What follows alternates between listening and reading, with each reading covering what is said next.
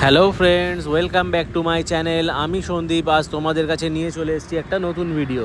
এই ভিডিওটাতে আজকেও তোমরা দেখতে পাচ্ছ যে আমার ওয়াইফ স্কুটি চালাচ্ছে। আমার ওয়াইফ স্কুটি চালানোর আজকে একা একা চালানো শিখে গেছে, তাই একা একা ওকে ছেড়ে দেওয়া হয়েছে। একাই নিজেই চালাচ্ছে, দেখো কেমন সুন্দর চালাচ্ছে। আমিও ওকে এনকারেজ করার জন্য এই ভিডিওটা তৈরি করছি, আর কিছুই নয়। তোমরা দেখেছো যে আগের দিনও ও নিজে চালাচ্ছিল, তো আজকেও নিজে চালাচ্ছে এবং আজকেও অনেকটা বেশি পরিমাণে নিজে চালাচ্ছে।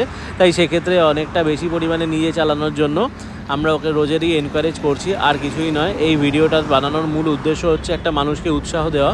তাই আমরাও আশা করছি তোমাদের সবাই দেখো এবং দেখে ওকে উৎসাহ দাও। তোমাদের ভালো লাগবে, আমাদেরও ভালো লাগবে, এবং যে চালানো শিখছে নতুন রাইডার তারও ভালো লাগবে। ব্যাস একটু কদিন হাত সেট করিয়ে তারপরে কি করব, নিজেরা আরেকটা আমি বাইক নিয়ে বেরোবো। তোমরা সকলেই জানো যে আমার রয়্যাল এনফিল্ড মেটিও 350 আছে। সেই মেটিও 350 নিয়ে আমি ওর পাশে পাশে চালাবো এবং ও আমার সাথে সাথে চালাবে।